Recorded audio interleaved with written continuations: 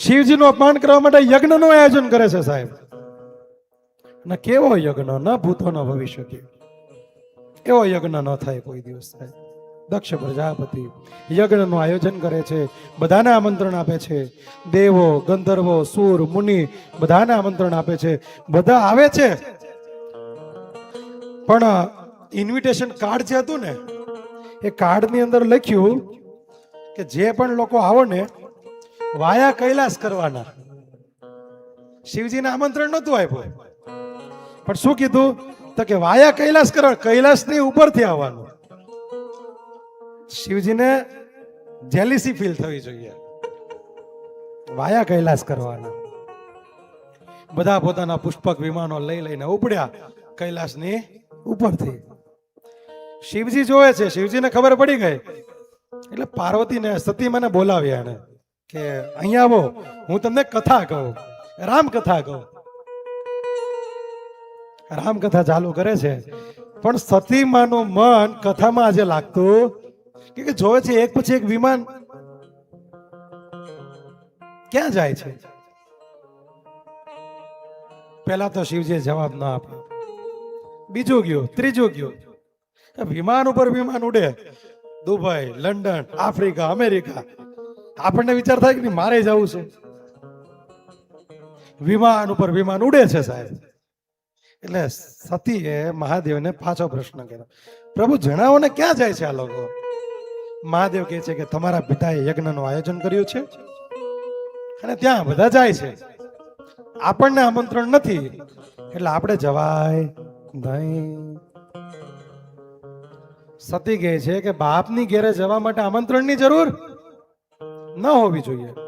મહાદેવ કહે છે કે બાપ હોય કે કોઈ પણ હોય, આમંત્રણ વગર કોઈ જગ્યાએ જવાય નહીં. પણ રાજહટ, બાલહટ અને સ્ત્રીહટ કોઈનું ચાલ્યું અત્યારે પણ કોઈનું ચાલે નહીં. સ્ત્રીહટ કરી છે, મારે જવું છે. શિવજી કહે છે કાંઈ વાંધો નહીં, તમે જાઓ. સાથે પોતાના ગણને પણ મોકલે છે. સતીમાં પોતાના ઘરે ગયા છે, પિયરમાં ગયા. પિયરમાં બધાને મળ્યા, પણ કોઈ સામું નથી જોતું. સ્પેશિયલ એની માટે તો આયોજન હતું, આ ફંક્શન એની માટે હતું, એ લોકોને નીચું બતાવવા માટે.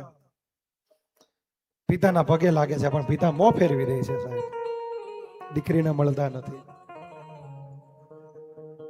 બહેનોને મળે છે, પણ બહેનો પણ દૂરથી, કેમ કે એક જણાથી તકલીફ થઈ હોય ને, ઓલા બધાને કઈ વાંધો ન હોય, પણ ઓલાને તકલીફ છે, ઈ ક્યાંક અમારી યારે ખોટું ન કરી બેસે એની બીકથી બીજા બધા પણ મોઢું ફેરવે છે. મોઢું ફેરવી ગયા. મા પાસે ગઈ, માને પગે લાગે છે. માનું હૃદય છે ને સાહેબ, ગળે લગાડી લીધી. તું આવી, આનંદ થયો, પણ હવે તું પાછી જતી રહી. સતી કે હું પાછી જવા માટે થોડી આવી છું, મારા પિતાના ઘરે આવી છું, યજ્ઞની અંદર સંમિલિત થવા આવી છું. માં કહે છે કે તું જતી રહે. આવી ગઈ, તું મળી લીધી, તું જતી રહે. સતી કહે છે કાંઈ વાંધો નહીં, જાઓ, પણ યજ્ઞશાળાની અંદર દર્શન કરીને જાઓ. ના પડે છે માં, ના રહેવા દે, તું જા માં, જા માં. દીકરી માનીને પિતાને મળી આવો અને યજ્ઞશાળામાં દર્શન કરી આવો. સતીમાં યજ્ઞશાળાની અંદર ગયા છે. સ્થાપનો હતા, પહેલા સ્થાપનમાં દર્શન કર્યા, બીજા સ્થાપનામાં દર્શન કરી, ત્રીજામાં, ચોથામાં, પાંચમામાં, પણ જ્યાં છેલ્લું સ્થાપન જોવે છે યજ્ઞની અંદર, છેલ્લું સ્થાપન શિવજી નું જોવું જોઈએ. છેલ્લું સ્થાપન જોવે છે, શિવજીનું સ્થાન નથી જોતી સાહેબ. આંખો મોટી થઈ, શિવજીનું સ્થાન નથી. પિતાની સામે જોયું, શિવજીનું સ્થાન નથી.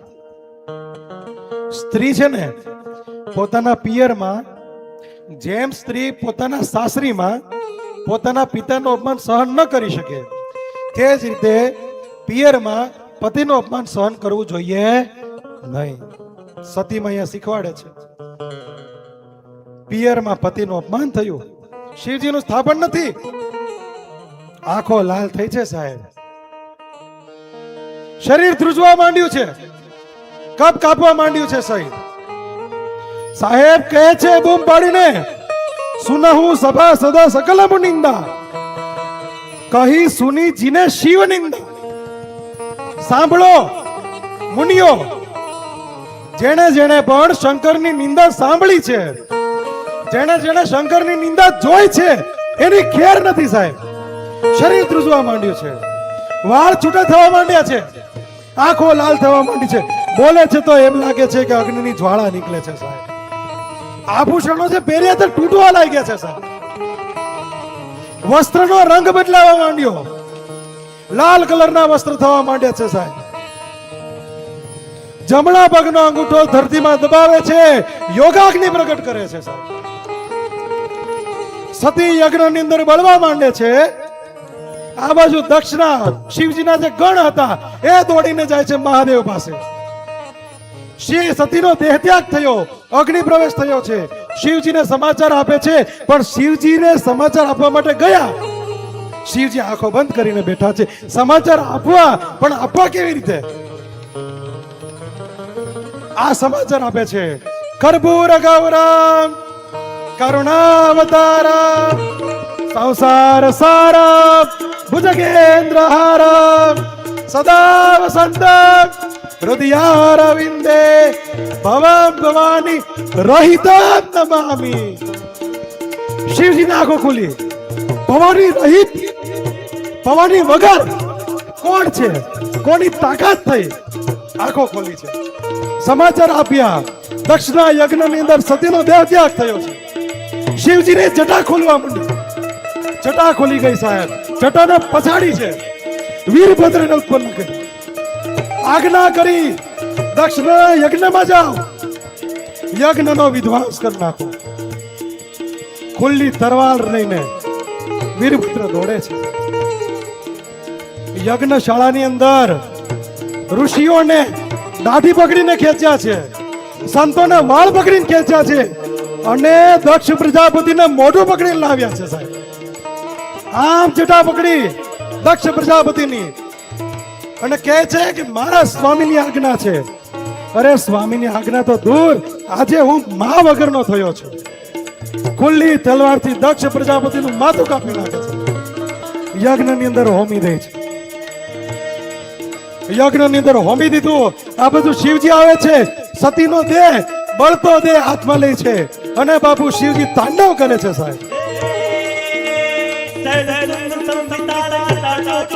શિવ તાંડવ.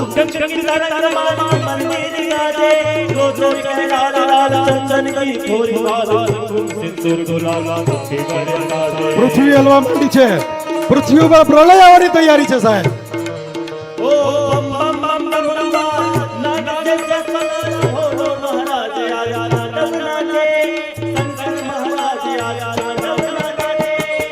દેવો વિચારમાં પડી ગયા કે જો આ તાંડવ ચાલશે તો પૃથ્વીનો પ્રલય આવી જશે.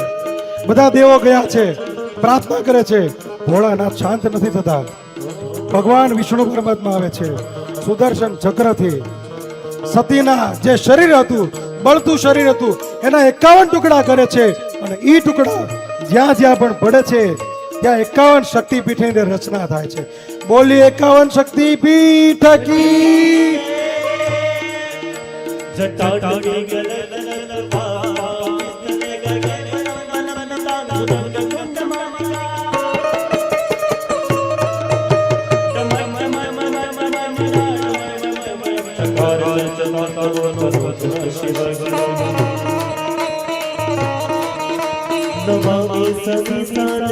મહાદેવ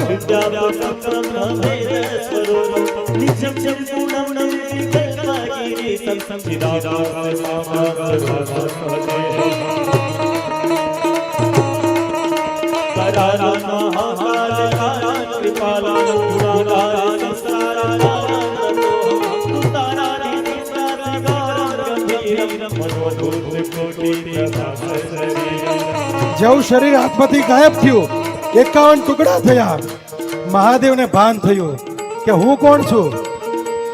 જેને કામદેવને પણ બાળીને ભસ્મ કર્યો છે હું મહાદેવ. મહાદેવ શાંત થયા છે. શાંત થઈને સમાધિમાં બેસી ગયા છે.